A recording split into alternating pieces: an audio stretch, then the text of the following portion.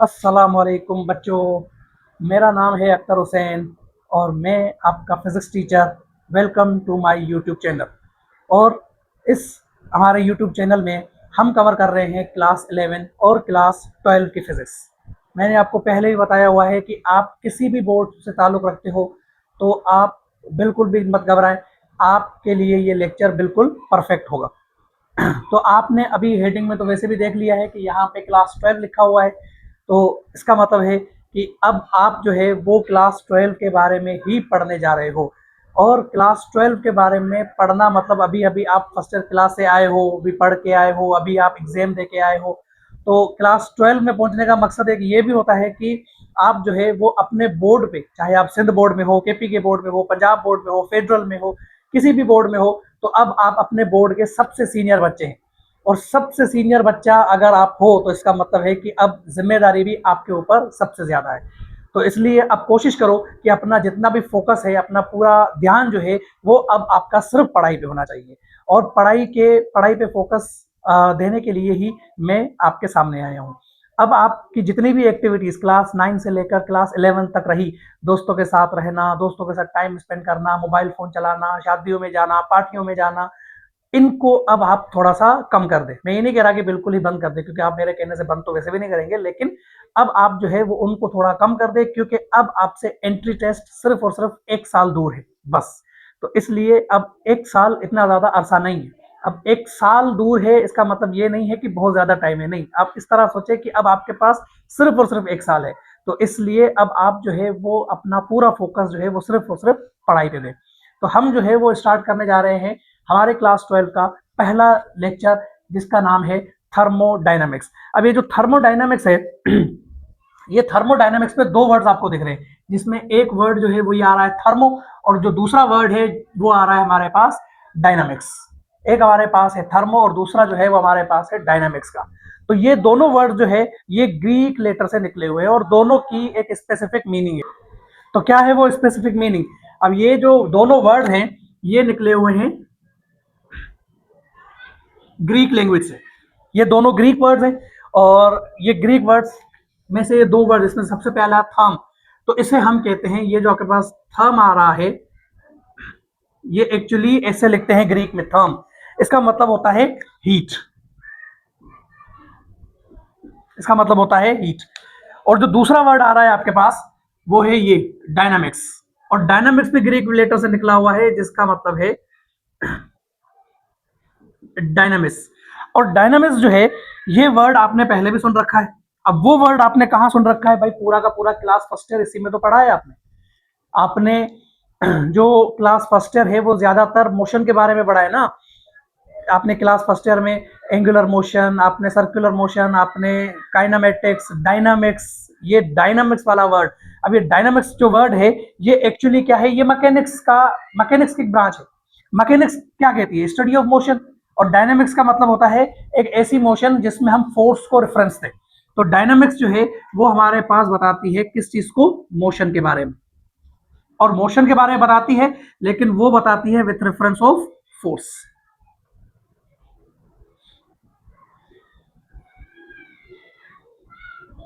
With reference of force. अब यहां पे अगर हम इन दोनों वर्ड्स को जोड़ दें तो दोनों वर्ड्स को जोड़ने के बाद आपको यह मिल रहा है कि थर्मोडायनामिक्स का मतलब है heat plus motion. Heat plus motion. अब ये हीट प्लस मोशन, ये वर्ड जो है वो आपके पास थर्मोडायनामिक्स का मतलब है, लेकिन इसका मतलब क्या है आखिर? ये वर्ड जो है ये बताना क्या चाह रहा है? तो अगर हम यहाँ पे थर्मोडायनामिक्स की वर्ड की डेफिनेशन को जरा एक्सप्लेन करने जाएंगे तो ये एक्सप्लेनेशन में हमें कुछ ऐसे देगा कि ये फिजिक्स की एक ऐसी ब्रांच है। फिजिक्स की ब्रांचेस पढ़ी है ना आपने अलग अलग। फिजिक्स की ब्रांचेस में आपने मैकेनिक्स पढ़ी थी, जिसमें हमने मोशन, डायनामिक्स, काइनेमेटिक्स ये सारी चीजें पढ़ी। फिजिक्स की एक ब्रांच आपने ऑप्टिक्स पढ़ी होगी भाई, मैट्रिक क्लास में ज्योमेट्रिक ऑप्टिक्स आपने पढ़ी होगी, तो ऑप्टिक्स पढ़ी होगी। इसी तरीके से थर्मोडायनामिक्स में क्या है? एक फिजिक्स की ब्रांच है। अब ये हमारे पास जो थर्मोडायनामिक्स है ये फिजिक्स की ब्रांच तो है, ब्रांच ऑफ फिजिक्स, लेकिन इसमें हम पढ़ते क्या है? In which we study about, in which we study about किसके बारे में भाई? ये वर्ड पढ़ लो बस। हीट एंड मोशन के बारे में, मतलब हम पढ़ेंगे ट्रांसफर ऑफ एनर्जी। और यहां पे हम जिस एनर्जी की बात करेंगे वो एनर्जी होगी हीट। मतलब हमें यहां से क्या पता चला, हमें यहां से एक चीज तो और पता चल गई कि एक्चुअली जो हीट है वो क्या है, वो एक एनर्जी की फॉर्म है। हीट क्या है, what is heat? Heat is the form of energy, form of energy.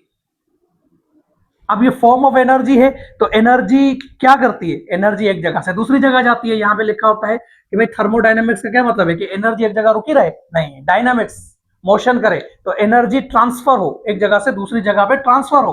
तो यहां से हम किस एनर्जी की बात कर रहे हैं, हम हीट एनर्जी को ले रहे हैं। तो एनर्जी हीट वाली क्या होनी चाहिए, ट्रांसफर होनी चाहिए। अब जब मैं ऑफलाइन पढ़ाता हूं तो ये जवाब मुझे बच्चे देते हैं, लेकिन यहाँ पे क्योंकि मैं अभी रिकॉर्ड कर रहा हूं तो कैमरा के सामने तो मेरे सामने कोई बच्चा तो है नहीं, तो इसलिए जो है वो आप दिल में ही जवाब दे दे, मैं सुन लूंगा आपकी बातें। तो एनर्जी जो है वो ट्रांसफर होती है। अब ट्रांसफर होने के लिए एक पॉइंट से दूसरी पॉइंट तक जाना पड़ता है।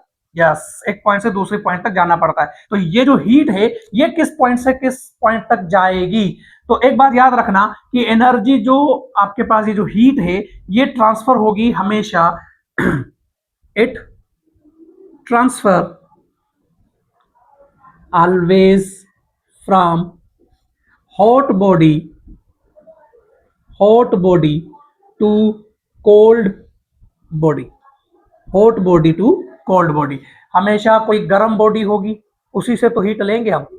भाई फ्रिज के अंदर कभी आपने हाथ रखकर अपने हाथ को गर्म किया है क्या? नहीं, क्योंकि फ्रिज एक गर्म बॉडी थोड़ी है, फ्रिज तो एक ठंडी बॉडी है। तो वो तो आपको हीट थोड़ी देगी, वो आपको गर्म थोड़ी करेगी। आपको अपना हाथ गर्म करने के लिए अपने हाथ को चूल्हे में डालना पड़ेगा, आग में डालना पड़ेगा, फिर आपको पता चलेगा कि हीट जो है वो देना कैसा होता है। तो यहाँ पे आपके पास जो हीट है वो फॉर्म ऑफ एनर्जी है, ठीक है, डन हो गया।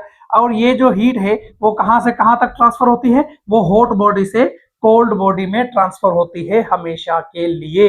लेकिन एक बात याद रखना कि यहाँ पे हमारे पास जो हीट एनर्जी है वो cold body to hot body भी जा सकती है कि नहीं, ये चीजें भी हम इस क्लास 12 में डिस्कस करेंगे, क्योंकि हो सकती है लेकिन कुछ कंडीशंस हैं। मतलब ऐसा नहीं है कि अभी आप जो है यहां तक पढ़ लो और उसके बाद वो वाला टॉपिक आए तो फिर आप जो है वो कंफ्यूज हो जाए, लेकिन अभी वो भूल जाओ, अभी तो जो समझो कि मैंने कुछ पढ़ाया नहीं है। बस एक बात याद रखो, क्या याद रखना है, आपने याद रखना है कि थर्मोडायनेमिक्स फिजिक्स की ब्रांच है, ठीक है भाई। क्या पढ़ते हैं हम उसे, हम उसमें जो है वो ट्रांसफर ऑफ एनर्जी पढ़ते हैं, ठीक है। कौन सी एनर्जी, हीट एनर्जी। क्यों, क्योंकि थर्म का मतलब क्या है, हीट। और जब हीट जो है वो हमें यहां से पता चला कि हीट जो है वो एक फॉर्म ऑफ एनर्जी है, और हीट अगर फॉर्म ऑफ एनर्जी है तो वो एक जगह से दूसरी जगह जाएगी, क्योंकि हम पढ़ रहे हैं थर्मोडायनामिक्स, हीट का ट्रांसफर होना, हीट का मोशन में आना, तो एक जगह से दूसरी जगह पे जाना होगा। तो वो जो जाती है वो हमेशा हॉट बॉडी से कोल्ड बॉडी में जाएगी, वो हमेशा हॉट बॉडी से कोल्ड बॉडी में जाएगी। यहां तक यह बात आपको याद रखनी है। अब इसकी एग्जांपल जो है वो आपने और भी ले सकते हो कि भाई थर्मोडायनामिक्स, तो थर्मोडायनामिक्स का और क्या मतलब हो सकता है। जैसे मान लो आपके पास वाटर है, ठीक है। अब वाटर को अगर आप हीट करोगे तो क्या होगा, वाटर को जब आप हीट करोगे तो क्या होगा बोलो, बॉयल होना शुरू हो जाएगा, वो पानी उबलना शुरू हो जाएगा, उसमें बबल्स फॉर्म होना शुरू हो जाएंगे, उसके पार्टिकल डिस्टर्ब हो जाएंगे, उसके पार्टिकल मूव करना शुरू हो जाएंगे। किसकी वजह से हुआ ये सब हुआ हीट की वजह से। जैसे ही आपने किसी, मान लो दूसरा एग्जाम्पल ले रहे हैं अभी, अब मान लो आपने जो है वो किसी गाड़ी में फ्यूल डाला। अब वो गाड़ी जो है वो चलेगी, तो चल क्यों रही है, क्योंकि जब आपने फ्यूल डाला तो वो फ्यूल जो है वो बर्न होगा, वो फ्यूल जो है वो जलेगा।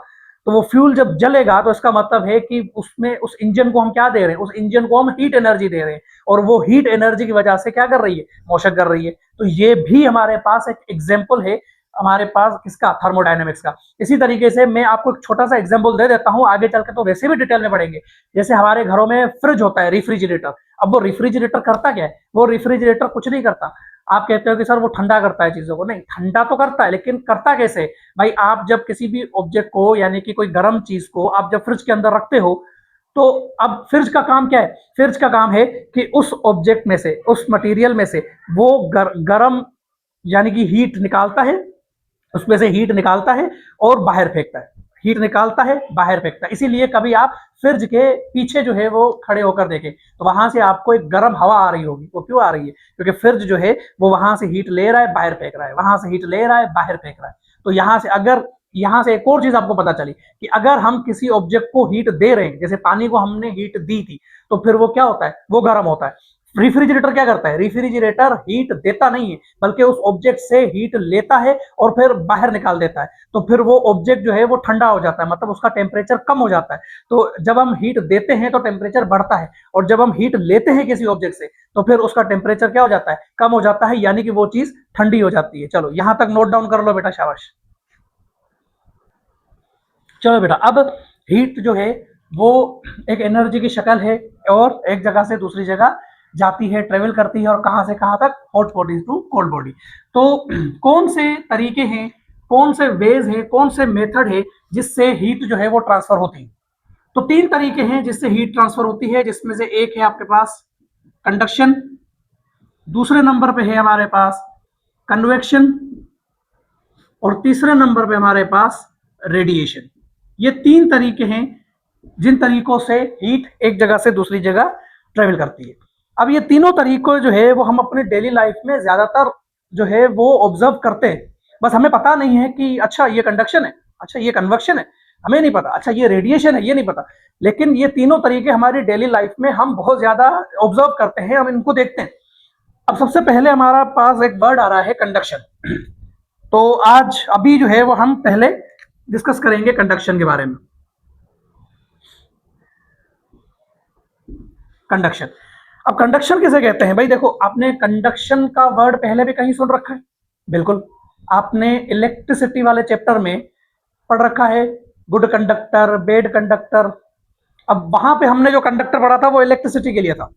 मतलब गुड कंडक्टर हम उन्हें कह रहे थे जिसमें से इलेक्ट्रिसिटी आसानी के साथ पास हो जाए, मतलब एक जगह से दूसरी जगह पास हो जाए, मतलब यहां से करंट गई और यहां से गुजर गई, तो इसे हम कहते हैं कि भाई it is a good conductor, जिसने आसानी के साथ इलेक्ट्रिसिटी को अपने अंदर से पास करा दिया।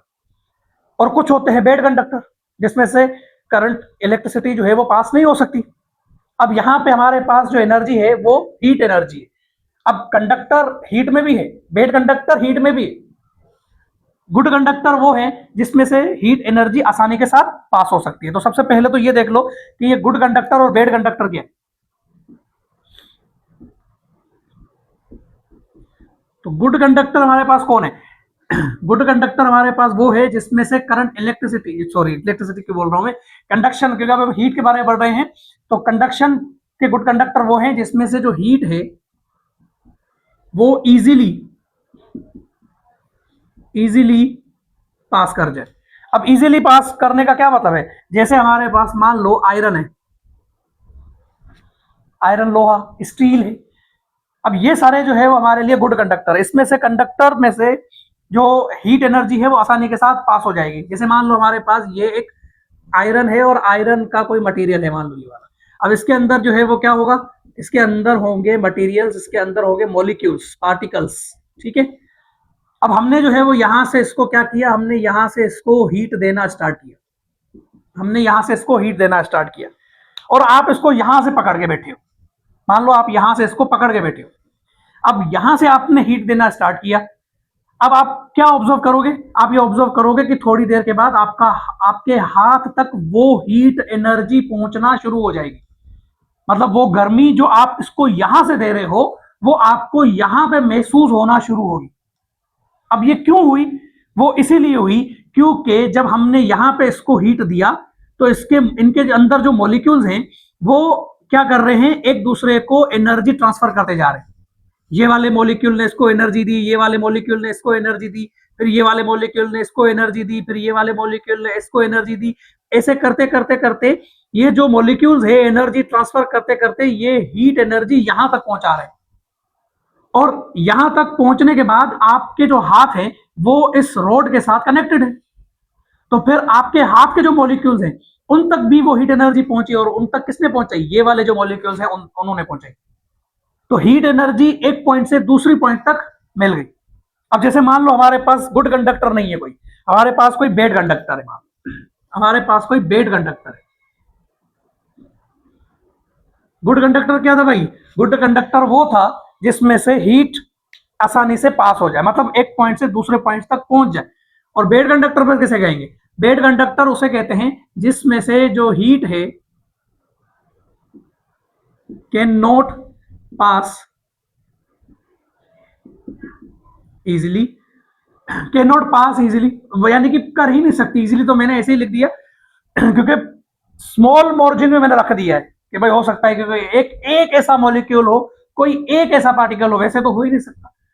99.999% में अगर कह दो कि भाई हीट एनर्जी पास ही नहीं हो सकती तो मैं सही हूं। तो अब वो कौन है? जैसे मान लो हमारे पास वुड है,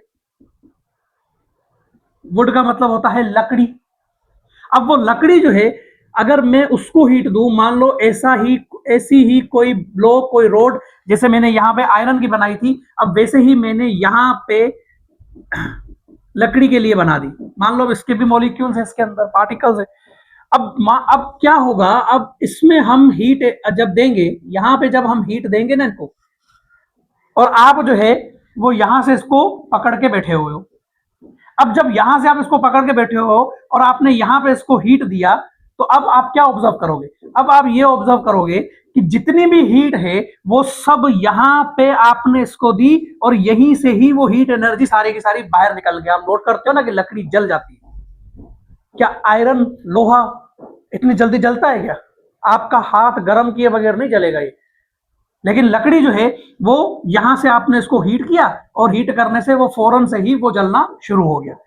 क्या जब लकड़ी जल रही है, जब लकड़ी जल रही है, लकड़ी में से आग निकल रही है, तो क्या आपका हाथ भी गर्म हो रहा है क्या साथ में? नहीं। क्यों नहीं गर्म हो रहा? क्योंकि आपके हाथ तक तो हीट पहुंच ही नहीं रही, आपके हाथ तक तो हीट पहुंच ही नहीं रही। और इसमें ये सिर्फ इसलिए होता है क्योंकि इसमें जो आपके पास एनर्जी, जो पार्टिकल्स होते हैं ना, जो पार्टिकल्स मूव करके आपको हीट एनर्जी पहुंचाते हैं, वो बहुत थोड़े से होते हैं। थोड़े से मतलब अगर मैं कहूं कि इसमें इतनी ज्यादा इलास्टिसिटी नहीं होती, इलास्टिसिटी बहुत कम होती है वुड के अंदर। तो इलास्टिसिटी कम होने की वजह से ये जो पार्टिकल्स है वो एनर्जी ट्रांसफर नहीं करा सकते। तो एनर्जी ट्रांसफर नहीं करा सकते, तो इसलिए यहां से लकड़ी जो है वो जलना, जिसे हम कहते हैं गुड कंडक्टर और बैड कंडक्टर। अब तो समझ तो गए होंगे, कंडक्शन कंडक्शन तो हो गया पूरा। गुड कंडक्टर, बैड कंडक्टर ही समझ गए। कंडक्शन क्या है? कंडक्शन वो है जिसमें पार्टिकल्स खुद मूव नहीं करते, पार्टिकल्स सिर्फ एनर्जी को मूव कराते। यहां से हमने एनर्जी दी, और यही वाली एनर्जी ये ट्रांसफर कर रहे हैं एक दूसरे को, ये वाले इसको, ये वाले इसको, ये वाले इसको, ये वाले इसको, ऐसे करते करते एनर्जी जो है वो ट्रांसफर करा रहे हैं। तो एनर्जी पार्टिकल्स ट्रांसफर करा रहे हैं, इसी को तो हम कहते हैं कंडक्शन। यही तो है कंडक्शन भाई। तो ये हमारा पहला मेथड है जिसमें से हीट एनर्जी ट्रांसफर होती है। अब इसके दो टाइप्स भी हैं, लेकिन वो दो टाइप्स आपके सिलेबस में नहीं है, लेकिन फिर भी मैं आपको बता देता हूं। वो दो टाइप्स है हमारे पास। एक होता है स्टेडी स्टेट, दो स्टेट होते हैं इसके, इसके दो स्टेट होते हैं कंडक्शन के, स्टेडी स्टेट ऑफ कंडक्शन, और एक होता है वेरिएबल स्टेट ऑफ कंडक्शन। अब स्टेडी का मतलब क्या होता है? स्टेडी का मतलब होता है ठहर जाना, रुक जाना। और वेरिएबल का मतलब क्या होता है? वेरिएबल का मतलब होता है चेंज होते रहना। तो अब वेरिएबल का मतलब चेंज होते रहना, मतलब अब यहाँ पे चेंज किसकी? कंडक्शन की चेंज है ना। तो इसका मतलब है जैसे जैसे टाइम बढ़ता जाए वैसे वैसे कंडक्शन, यानी कि हीट एनर्जी की ट्रांसफरेशन जो पार्टिकल कर रहे हैं उसकी वैल्यू भी चेंज होती जाए। अब उसकी वैल्यू भी चेंज होती जाए तो इसको हम कैसे जो है वो डिस्क्राइब कर सकते हैं? देखो मान लो हाँ देखो, अगर मान लो आपने कोई प्याला लिया, कोई कप लिया, ठीक है। अब उस कप में आपने गरम गरम दूध डाल दिया। अब वो गरम दूध जो है वो जब आपने उस पर डाला, तो वो दूध जो है वो उस कप को, उस प्याले को, उसको भी क्या करेगा? उसको भी गर्म करना शुरू करेगा। तो आप जब वो आपने शुरू में लिया था कप, तो वो इतना ज्यादा गर्म नहीं था। जैसे ही आपने उसको उसके बाद दूध डाला, तो दूध डालने के बाद अब वो क्या हुआ? वो टाइम के साथ साथ उसका टेम्परेचर वेरी कर रहा है, मतलब उसका टेम्परेचर चेंज हो रहा है। तो वो टेम्परेचर टाइम के साथ साथ चेंज हो रहा है, इसी को हम कहते हैं variable state of the conduction. अब जैसे मान लो आपने एसी वाले कमरे में चले गए, ठीक है। अब एसी वाले कमरे का टेम्परेचर 16 डिग्री, मान लो कि भाई 16 डिग्री टेम्परेचर है, ठीक है। अब आप जो है वो फौरन से ही वहां चले गए और थोड़ी देर के बाद बैठ गए। अब जब तक जो है वो आप उस कमरे के अंदर एडजस्ट हो, आपकी बॉडी एडजस्ट हो, तो आपके अंदर की जो हीट है वो एसी बाहर निकाल देती है, ठीक है। तो आपकी बॉडी का जो टेम्परेचर है वो टाइम के साथ साथ क्या होता है, कम होता है। तो टाइम के साथ साथ कम हो रहा है। अब जैसे ही एडजस्ट हो गए, अब एडजस्ट हो गए, आपका टेम्परेचर, रूम का टेम्परेचर बराबर आ गया।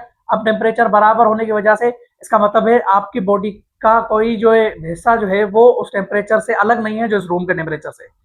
तो अब वो स्टेडी स्टेट में आ गया है, टेम्परेचर चेंज नहीं हो रहा टाइम के साथ साथ। जैसे थर्मोस में आपने कोई गर्म, जैसे बहुत मिसालें हैं ना, आप थर्मोस के अंदर जो है वो कोई ठंडा पानी डाल दे या जूस डाल दे या फिर जो है वो गर्म चाय डाल दे, तो फिर उसमें क्या होता है, उसमें आपका एक थोड़ी देर के लिए उसका टेम्परेचर इधर उधर होता है, लेकिन एक पॉइंट के बाद वो सेट हो जाता है, भाई उस टेम्परेचर से ना तो बढ़ेगा ना कम हो।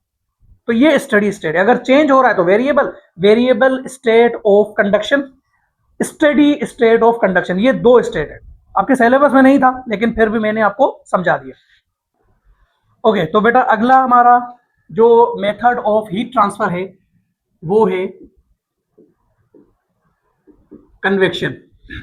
अब कंडक्शन में देखो क्या हो रहा था, कंडक्शन में ये हो रहा था कि पार्टिकल्स मूव नहीं कर रहे थे, जो मीडियम है, जो मैटर है, वो मूव नहीं कर रहा था, वो सिर्फ एनर्जी ट्रांसफर कर रहा था। एनर्जी ट्रांसफर करते करते वो एक जगह से दूसरी जगह पहुंचा रहा था। लेकिन कन्वेक्शन में ऐसा नहीं होगा। कन्वेक्शन में पार्टिकल्स खुद मूव करेंगे, कन्वेक्शन में मैटर खुद मूव करेगा एनर्जी को ट्रांसफर कराने के लिए।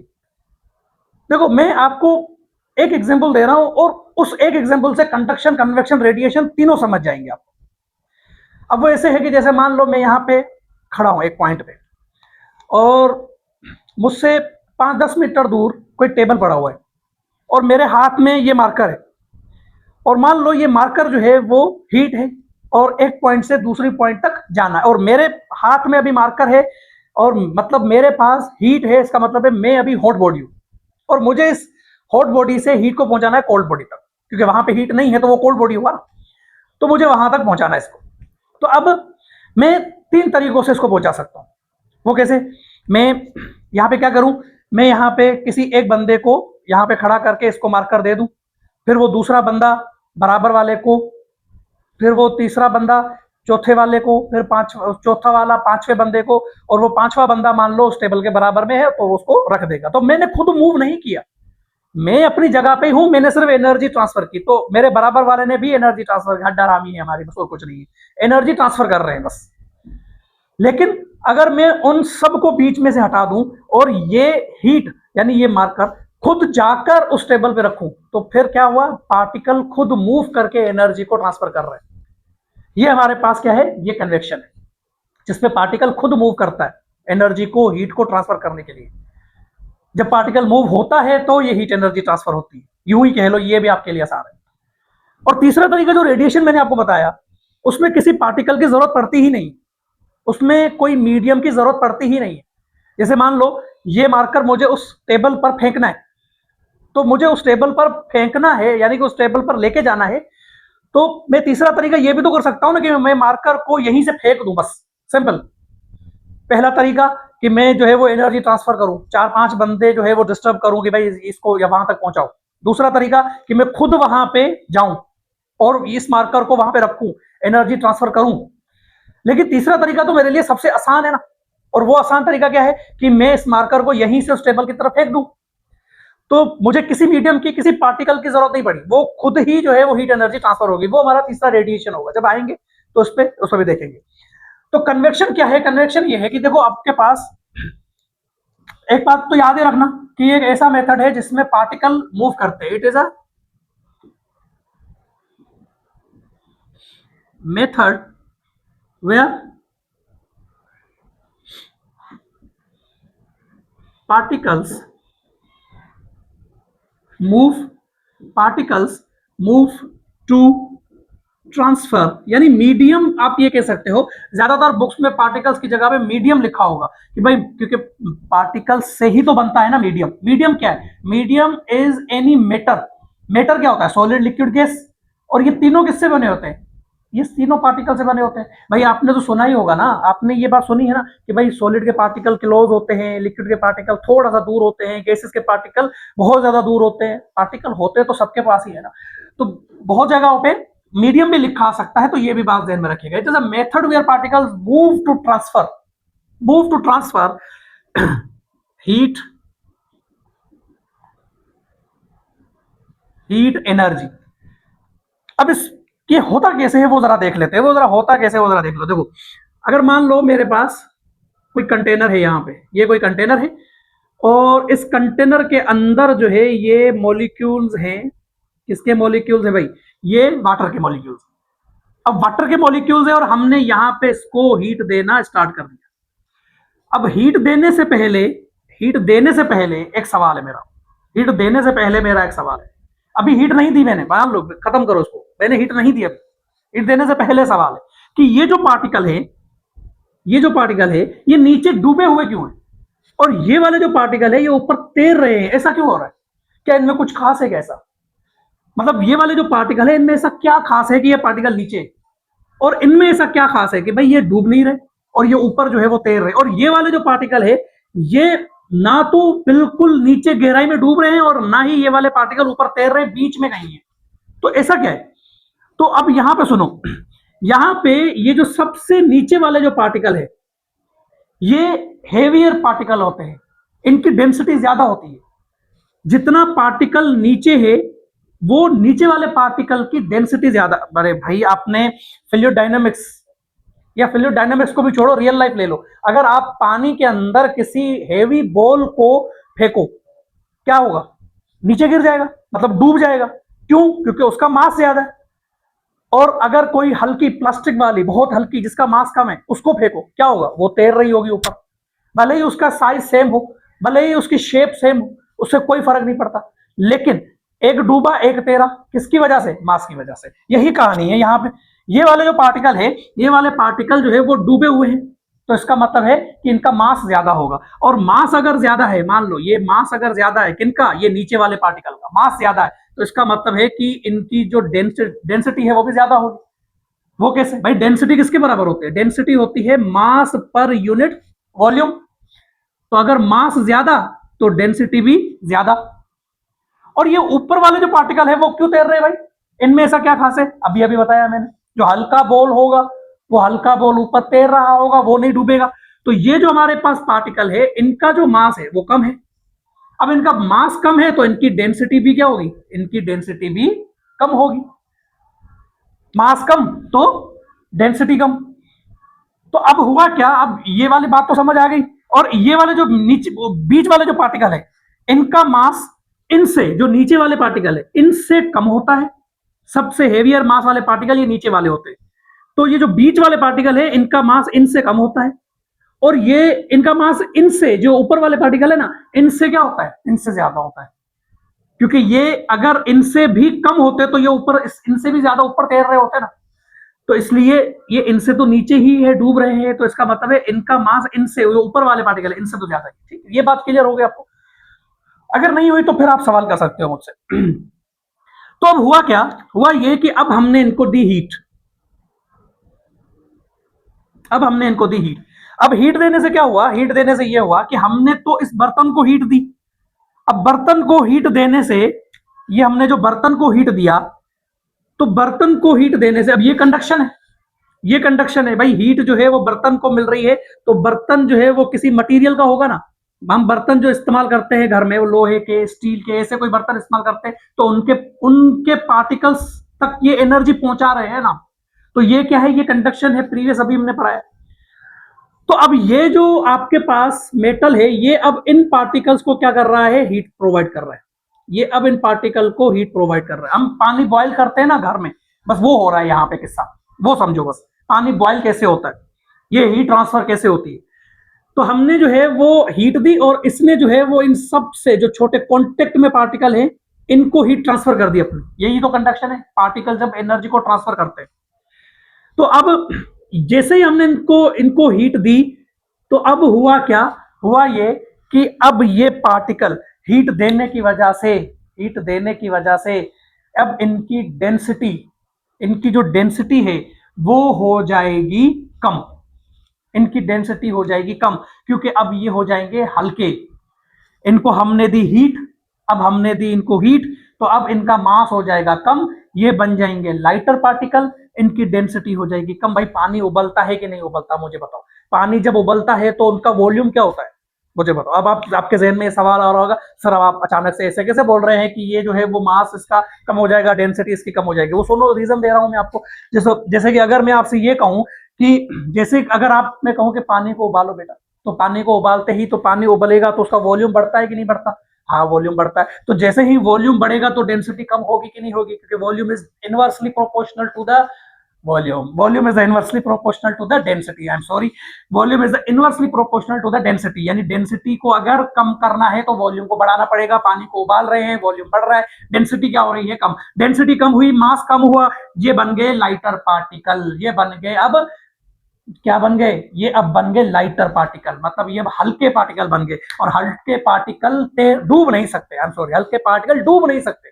अब हल्के पार्टिकल डूब नहीं सकते तो क्या करेंगे, हल्के पार्टिकल तैरेंगे। तो अब ये जो पार्टिकल पहले डूब रहे थे, क्योंकि इनका मास जो है वो कम था, डेंसिटी कम थी, अब इनका मास सॉरी सॉरी मैंने अभी थोड़ा सा उल्टा बोल दिया। ये जो पार्टिकल डूब रहे थे, इनका जो मास है वो ज्यादा था, डेंसिटी ज्यादा थी। लेकिन अब क्योंकि इनकी डेंसिटी कम हो चुकी है, मास कम हो चुका है, ये हल्के पार्टिकल बन चुके हैं, तो अब ये फौरन से ही ऐसे ऊपर जाएंगे। अब ये फौरन से ही ऐसे ऊपर जाएंगे, और ऊपर जाते ही अब यहां पे बाकी वाले जो पार्टिकल है वो क्या हो जाएंगे, वो नीचे आ जाएंगे। ये वाले जो पार्टिकल है, ये वाले जो पार्टिकल, ये ब्लू कलर वाले, अब ये वाले पार्टिकल ऊपर पहुंच गए, ये वाले पार्टिकल ऊपर पहुंच गए, जो गर्म पार्टिकल है। और जो अब भारी पार्टिकल थे वो अब दोबारा से क्या हो गए, अब वो दोबारा से नीचे आए। अब हुआ क्या, ये जो, अच्छा मैंने जो डेफिनेशन कही, क्या इस पे ये वैलिड है बात? Heat energy is a energy transfer from hot body to cold body, क्या यहां पे ये बात वैलिड है? देखो, अगर मैं कहूं कि यहां से पार्टिकल उठकर ऊपर चले गए, तो क्यों गए थे, क्योंकि हमने इनको गर्म किया, ऊपर ठंडा माल पड़ा था, हमने इनको गर्म किया, तो गर्म करने से क्या हुआ, गर्म करने से ये ऊपर चले गए, ये हॉट बॉडी और ये cold body. Heat energy transfer from hot body to cold body, heat energy transfer from hot body to cold body. अब क्या यहां पे एनर्जी ट्रांसफर हुई?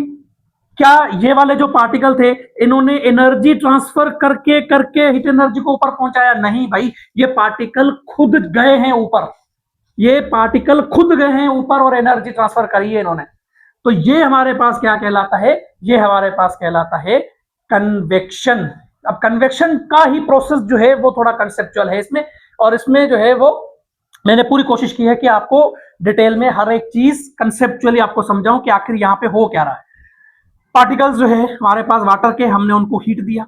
सबसे पहले हमने देखा कि नीचे वाले पार्टिकल डूब क्यों रहे हैं, ऊपर वाले पार्टिकल तैर क्यों रहे हैं, क्योंकि नीचे वाले पार्टिकल का मास ज्यादा है, ऊपर वाले पार्टिकल के मास कम है। हमने हीट दी, वॉल्यूम बढ़ना चाहेगा, वॉल्यूम जैसे ही बढ़ेगा डेंसिटी कम हो जाएगी, डेंसिटी कम तो मास कम हो जाएगा, मास कम हो जाएगा तो फिर वो हल्के बन जाएंगे, हल्के हो जाएंगे तो फिर वो क्या हो जाएंगे, फिर वो तैर तो नहीं सकते, तैर सकते, वो डूब नहीं सकते, तो वो क्या हो जाएंगे, वो ऊपर चले जाएंगे। अब वो ऊपर चले जाएंगे, वो तैरेंगे तो बाकी के जो पार्टिकल है वो उनसे भारी हो गए, तो वो अब हो जाएंगे नीचे। अब वो नीचे आ जाएंगे तो जो हीट एनर्जी है वो hot body to cold body. और ऐसे ही जो पार्टिकल के बबल फॉर्म दिखते हैं ना आपको, तो यही तो होते हैं बबल फॉर्म। कैसे, आपने कभी पानी को बॉयल होते हुए देखा है? आप खुद ऑब्जर्व करोगे तो पार्टिकल जो है वो क्या हो रहे हैं, पार्टिकल्स ऊपर आ रहे हैं। तो ये कंडीशन जो है वो आप देख सकते हो। इसका एक्सपेरिमेंट भी जो है वो अगर आप करना चाहते हो तो कर लो। आप कोई मैरिंग सिलेंडर ले लो, आप कोई शीशे का ग्लास ले लो, उसमें अंदर जो है वो कोई फूड कलर वगैरह डाल दो, तो जैसे ही फूड कलर डालोगे तो फूड कलर जो है वो नीचे आ जाएगा, और वो फूड कलर जो है उसको आप हीट कर दो नीचे से। अब जैसे ही आप हीट करोगे, उसको गर्म करोगे, तो आप खुद नोट करना कि वो फूड कलर ही होगा। अब फूड कलर वो नीचे क्यों जाएगा, सबसे पहले तो इतना बताऊं, वो नीचे इसलिए जाएगा क्योंकि वो भारी होता है, पार्टिकल जो वाटर के हैं उनसे तो भारी ही होगा, तो वो नीचे चला जाएगा, डूब जाएगा। जैसे ही आपने हीट किया तो उसका मास का क्या हो जाएगा, कम हो जाएगा, अब वो ऊपर आ जाएगा। ये एक्सपेरिमेंट भी है, तो ये एक्सपेरिमेंट आपके प्रैक्टिकल्स में भी है, तो ये भी जो है वो कोशिश करेंगे कि हमारे किसी वीडियो में हम ये एक्सपेरिमेंट भी करेंगे। लेकिन ये आपको अगर समझ आ गया है तो प्लीज़ कमेंट में ज़रूर बताइएगा। और अभी के लिए हम अपने लेक्चर को वाइंड अप कर रहे हैं। बाकी जो रेडिएशन वाला कंसेप्ट है, वो रेडिएशन वाला कंसेप्ट हम फिर अगली वीडियो में लेके आएंगे इंशाल्लाह। ये बेटा नोट डाउन कर लो।